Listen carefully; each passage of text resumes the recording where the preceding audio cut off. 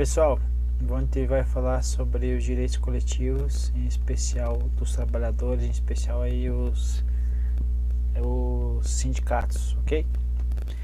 As questões cobram normalmente aí a literalidade desses incisos que a gente vai estar vendo agora.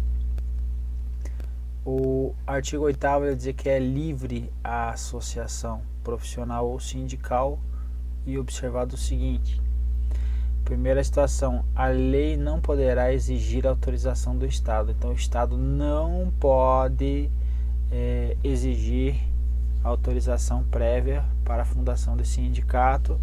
O Estado não pode, ou o poder público não pode interferir, o poder público não pode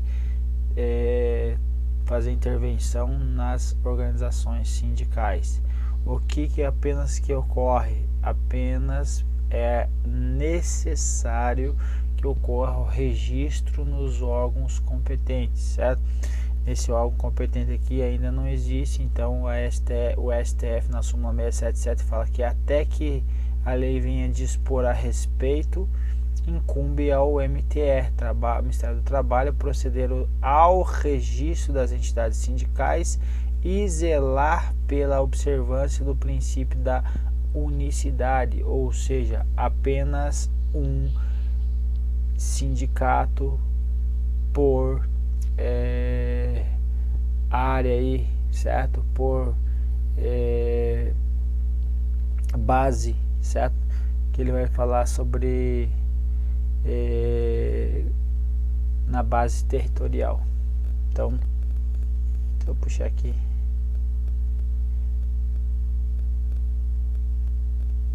Base territorial, que ela não pode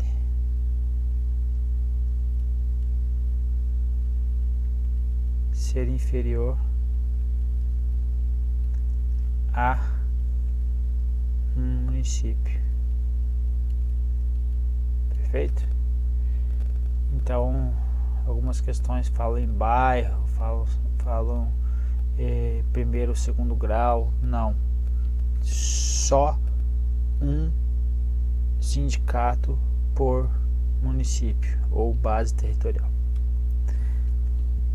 Tá aqui, inclusive. Aí é vedada a criação de mais de uma organização sindical em qualquer grau. Então, organização sindical primeiro grau, organização sindical segundo grau no mesmo município. Pode? Não.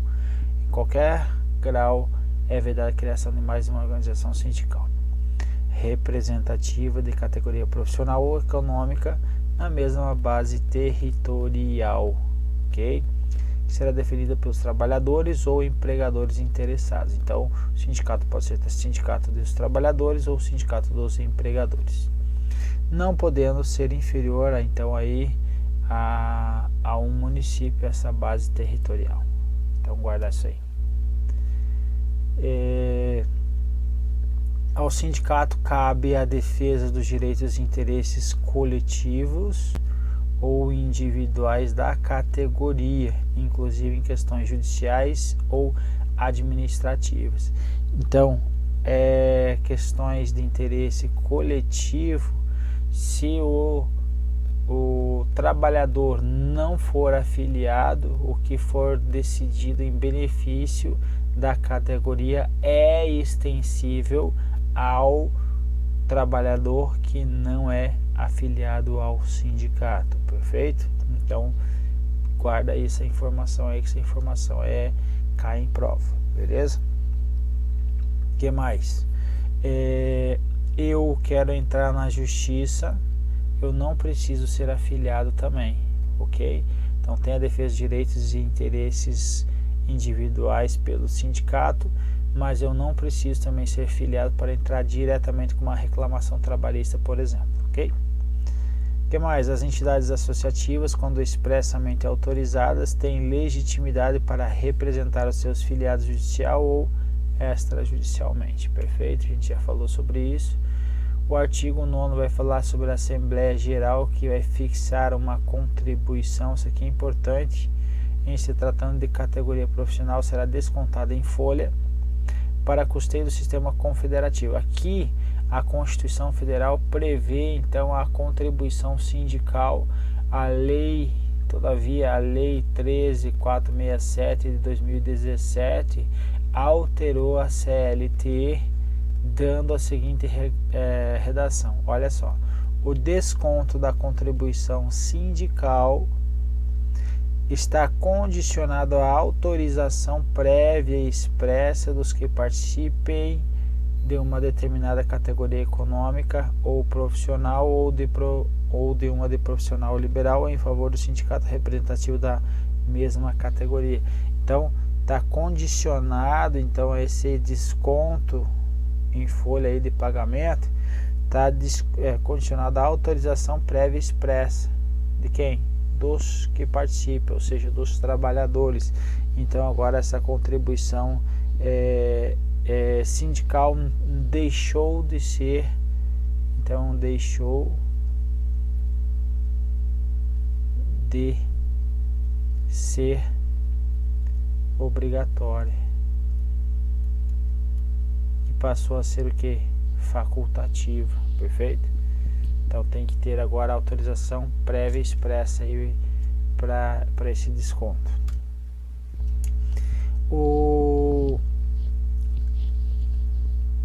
Ainda aí sobre a associação, ele vai falar que ninguém será obrigado a filiar-se ou manter-se filiado a sindicato, perfeito? Então, se não é obrigado a filiar-se, então eu posso, como eu já falei, entrar com uma reclamação trabalhista e junto aí ao Poder Judiciário, independentemente de ser filiado a um sindicato.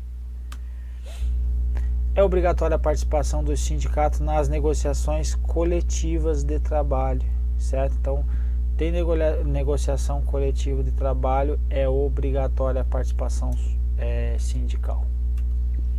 O aposentado, ele de uma categoria, certo, profissional, ele tem direito de votar e ser votado nas organizações sindicais. Ele pode ser presidente, pode. Ele é filiado, pode votar. Ele é afiliado, pode ser votado, ok? Essa questão, esse inciso ele é muito recorrente em prova também. A súmula 679 do STF vai falar sobre a fixação de vencimento dos servidores públicos. Eles não podem ser objeto de convenção coletiva, como ocorre aí para os da iniciativa privada, certo? Porque os vencimentos eles são tratados, o que? Os vencimentos são tratados por lei específica, ok? O STF ainda fala sobre a respeito disso, que olha só, a celebração de convenções e acordos coletivos de trabalho consubstancia direito reservado exclusivamente a trabalhadores da iniciativa privada. Então, está falando convenções e acordos coletivos somente na iniciativa privada, certo? Porque se eu estou alterando algo, uma convenção por meio de convenção ou acordo coletivo, não pode ser para alguém que é regido por uma lei, porque se for regido por uma lei, eu tenho que alterar a lei. Então, a negociação coletiva demanda a existência aí de partes formalmente detentoras de ampla autonomia negocial, que não se realiza no plano da relação estatutária, aí, no caso do servidor público. Ok? Então, é uma questão mais bem elaborada, pode estar cobrando o entendimento do STF a respeito. Próximo aí, o artigo 9 vai falar então que o direito de greve é competindo aos trabalhadores decidir. Então, o direito de greve, quem decide sobre a oportunidade de exercer vai ser quem? Os trabalhadores. Quem decide a respeito sobre os interesses que devam ser defendidos por meio da greve também, obviamente, serão os trabalhadores. O examinador coloca o que? Coloca, a vez de colocar trabalhadores, colocou empregados e empregadores. Aí ele coloca empregadores para confundir vocês. Empregadores são quem? As empresas, ok? Então, empregadores são as empresas e empregados são os trabalhadores. Então, cuida com isso. A lei definirá os serviços ou atividades essenciais e disporá sobre o atendimento das necessidades inadiáveis da comunidade. A lei ela nasceu em 89, foi disposto aí quais são aí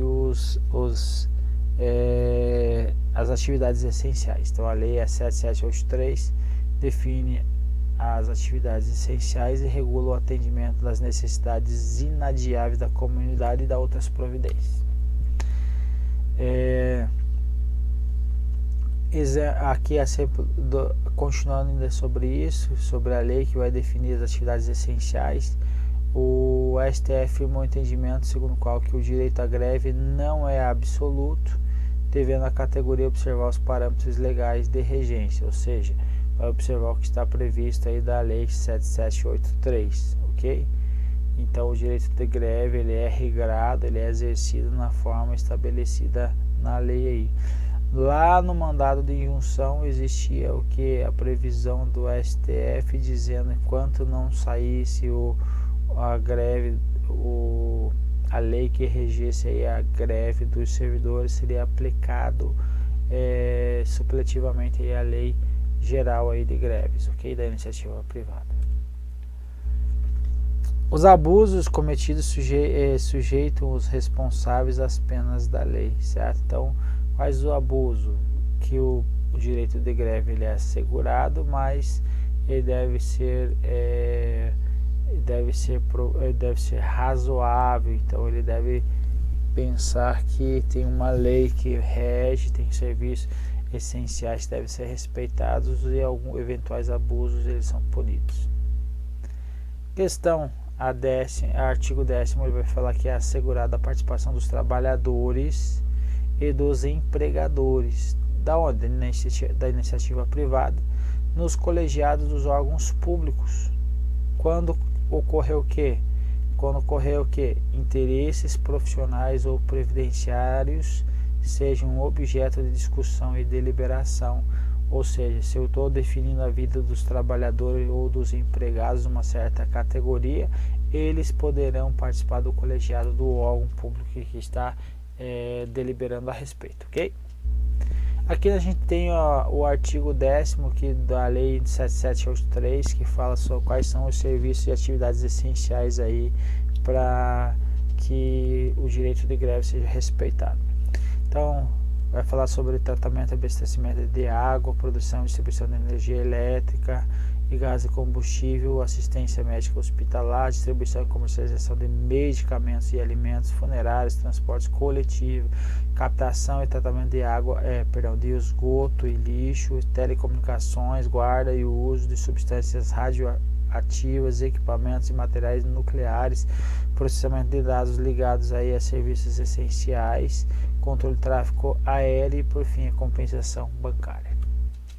Por fim, aqui nós temos o artigo 11, que vai falar que as empresas com mais de, não está escrito 100, mas está escrito que 200 empregados, é assegurado a eleição de quantos? Um representante desses quem? Empregados, com a finalidade exclusiva. Esse termo aqui ele dá um certo desconforto em prova, então cuida quando tem já na literalidade do artigo, já leva que está correto, já deixa uma sinalização aí que no próprio artigo traz aí a finalidade exclusiva de promover o entendimento direto com os empregadores, beleza?